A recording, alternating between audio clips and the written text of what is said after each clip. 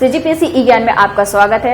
जैसे कि आपको पता है हम कलचुरियों का शासन पढ़ रहे हैं, तो हमारा शासन रायपुर शाखा और रतनपुर शाखा हमने दोनों पढ़ा है। ठीक, तो आज हमको उनके प्रशासन के बारे में जानकारी देखनी है। देखिए उनके प्रशासन के बारे में क्या क्या चीजें हैं। स्थानीय प्रशासन, देखिए सबसे पहली बात ये कि इनकी प्रशासन व्यवस्था कैसी थी कलचुरियों की, केंद्रीकृत थी या विकेंद्रीकृत थी।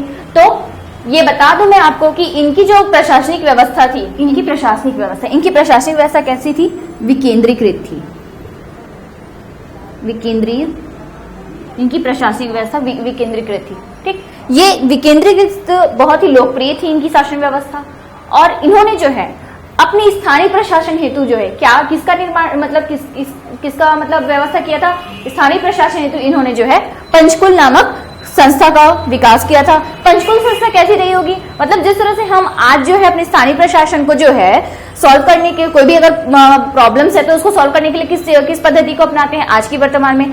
पंचायती राज जैसा चीजें हमारे त्रिस्तरीय, जिसमें ग्राम पंचायत है, जनपद पंचायत है, ये सब इस तरह की पंचायतें हैं अपने पास। मतलब ग्राम सभा जिसको बोल सकते हैं एक तरह से, ये सब जो अपने स्थानीय जो भी प्रॉब्लम्स है उसको सुलझाने के लिए एक व्यवस्था बनाई गई थी। उसी तरह आपका जो है स्थानीय प्रशासन इन्होंने भी एक बनाया था पंचकुल नामक संस्था, जिसमें क्या है इन्होंने अपने स्थानीय समस्याओं का सॉल्यूशन ढूंढा।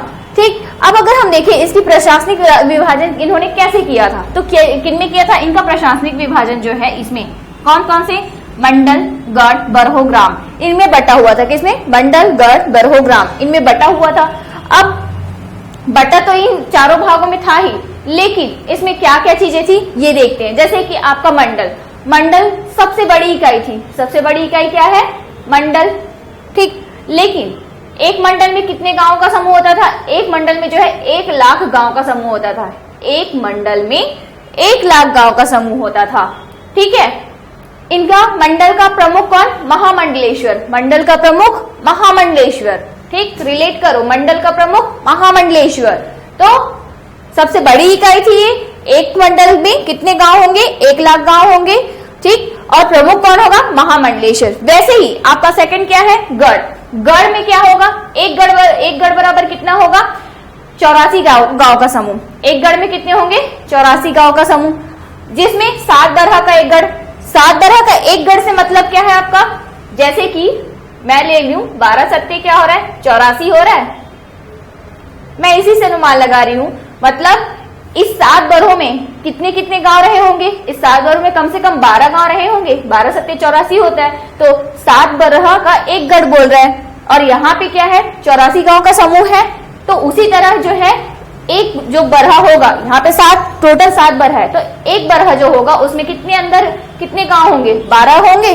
तो उसी पे क्या है? जिसमें 7 बरहा बराबर एक गढ़ होगा, तो एक गढ़ बराबर 84 गांव का समूह। और इसमें गढ़ का प्रमुख कौन होगा? दीवान। गढ़ का प्रमुख दीवान। तो क्या है गढ़ में? एक गढ़ बराबर 84 गांव का समूह, जिसमें 7 बरहा का गढ़ और प्रमुख दीवान। नेक्स्ट है अपना बरहा। देखिए ये बरहो है। बरहो का प्रमुख, बरहो में क्या होता है? बरहो में जो है ये 12 गांव का समूह होता है। बरहो कैसा होता है? 12 गांव का समूह होता है। और इसका प्रमुख क्या है? दाऊ। बरहो का प्रमुख दाऊ। उसके बाद क्या है अपना ग्राम। ग्राम में जो है, ग्राम क्या है? प्रशासन की सबसे छोटी इकाई है। ग्राम जो है प्रशासन की सबसे छोटी इकाई है। इसका प्रमुख कौन है? गौटिया। ग्राम प्रमुख क्या कहलाएगा? गौटिया। तो हमने क्या क्या पढ़ा इस प्रशासनिक विभाजन में कि मंडल, गढ़, बरहो, ग्राम। मंडल का प्रमुख महामंडलेश्वर, गढ़ का प्रमुख दीवान, बरहो का प्रमुख दाऊ, ग्राम का प्रमुख गौटिया। अब हम नेक्स्ट अपना देखेंगे कि इस काल में जो है किन किन अधिकारियों को क्या क्या नाम से पुकारा जाता था। चलिए, ये कलचुरी कालीन अधिकारी गण है। उस समय के अधिकारी जो भी रहे होंगे, है ना, उनका क्या क्या कार्य था हम वो देखते हैं। जैसे कि पहला अपना क्या है? महामंत्री। महामंत्री सर्व प्रमुख अधिकारी था, जो राजा का प्रशासनिक सलाहकार होता था। कौन था ये? राजा का प्रशासनिक सलाहकार। कौन? महामंत्री। महामंत्री वर्ड से ही हम थोड़ा अनुमान लगा सकते हैं कि वो कितना प्रमुख अधिकारी हो सकता है ना। और वो प्रशासनिक सलाहकार भी था। दूसरा महाप्रतिहार। महाप्रतिहार संचार विभाग का प्रमुख था। महाप्रतिहार क्या हुआ आपका? संचार विभाग का प्रमुख। महाप्रभात्य। महाप्रभात्य का मतलब क्या है? जमाबंदी विभाग का प्रमुख, जो भूमि लगान निश्चित करता था। महाप्रभात्य क्या हुआ आपका, जमाबंदी विभाग का प्रमुख जो भूमि लगान निश्चित करता है।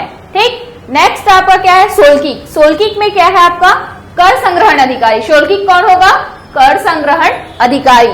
कौन, कर संग्रहण अधिकारी कौन, सोलकीक।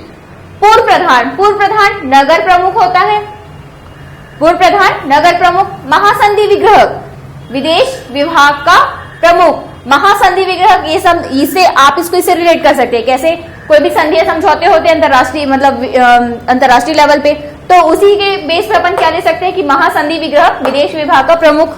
ठीक, कोई संधि या समझौता हो रहा है किसी दूसरे देश के साथ तो विदेशी हुआ ना, तो इसलिए हम उसको विदेश विभाग में ले लिए कि महासंधि विग्रहक मतलब विदेश विभाग। महाकोट्टपाल, महाकोट्टपाल का मतलब दुर्ग या किले की रक्षा करने वाला। महाकोट्टपाल दुर्ग या किले की रक्षा करने वाला। महापुरोहित, महापुरोहित वर्ड से समझ आता है कि धार्मिक विभाग का प्रमुख होगा।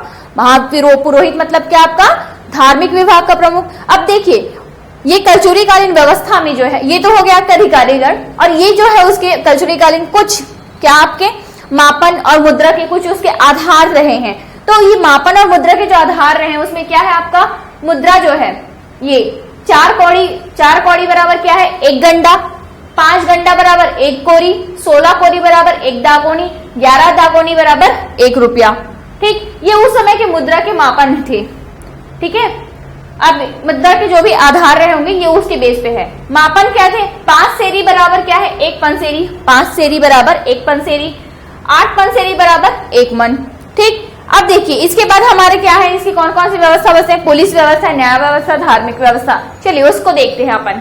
पुलिस व्यवस्था, पुलिस व्यवस्था में क्या है, 2 चीजें हैं इंपॉर्टेंट, दंड पाशिक और दुष्ट साधक। दंड पाशिक मीन्स क्या आपका, सर्वोच्च पुलिस अधिकारी। दंड पाशिक सर्वोच्च पुलिस अधिकारी, दंड कौन देता था, सर्वोच्च पुलिस अधिकारी। दुष्ट साधक, दुष्ट साधक मतलब चोर को पकड़ने वाला। दुष्ट को कौन पकड़ेगा, दुष्ट मतलब क्या होता है, चोर होता है, तो उसे पकड़ने वाला, चोर को पकड़ने वाला दुष्ट साधक। वो मतलब वो हो गया ना कि दुष्ट के साथ दुष्टता करना ही सही है, उसी तरह से मतलब चोर को कौन पकड़ेगा, दुष्ट साधक। ठीक, न्याय व्यवस्था, न्याय व्यवस्था कैसे है, न्यायाधिकारी कौन होगा, दांडिक। न्याय व्यवस्था का प्रमुख कौन होगा, दांडिक न्यायाधिकारी। राजस्व व्यवस्था, राजस्व व्यवस्था कैसी, इसकी आय का इनका प्रमुख स्रोत क्या था, कराधान। इनका कर सबसे बड़ा प्रमुख स्रोत था आय का। इसका प्रमुख महाप्रमात्य कहलाता था, किसका, राजस्व व्यवस्था का। ठीक, धार्मिक व्यवस्था, धार्मिक व्यवस्था में अगर देखें तो आप लोग को जैसे कि पता ही है कलचुरी शासकों का व्यक्तिगत धर्म शैव था। क्या था, व्यक्तिगत जो धर्म है शैव था। इनकी कुल देवी कौन थी, गजलक्ष्मी इनकी कुल देवी थी। अधिकांश शासकों ने अपनी मुद्रा में जो है ओम नमः शिवाय उत्कीर्ण करवाए। इसका प्रमाण हमको कहां से मिलता है, महामाया मंदिर के जो गेट है उस पर जो है ओम नमः शिवाय लिखा है, इसी से हमको प्रमाण मिलता है कि इन्होंने ओम नमः शिवाय उत्कीर्ण करवाया है अपनी मुद्राओं में। ये यहाँ पे हमारा जो है कलचुरी पूरा ओवरऑल कंप्लीट होता है आपका। ठीक है, इसमें कुछ भी नहीं बचा। मैंने इनके प्रशासन, इनकी व्यवस्था कैसी थी वो बता दिया, दोनों शाखाओं का वर्णन कर दिया, कंप्लीट होता है। इसके बाद हमारा जो नेक्स्ट शासक रहेगा मराठा शासन रहेगा, है ना। आप उम्मीद करती हूँ कि आप लोग को जो है मेरा ये पूरा लेक्चर कलचुरी प्रशासन का बहुत ही पसंद आया होगा। अगर मेरा लेक्चर आप लोगों को अच्छा लगता है तो प्लीज चैनल को सब्सक्राइब कीजिए, लाइक कीजिए एंड ज्यादा से ज्यादा आप शेयर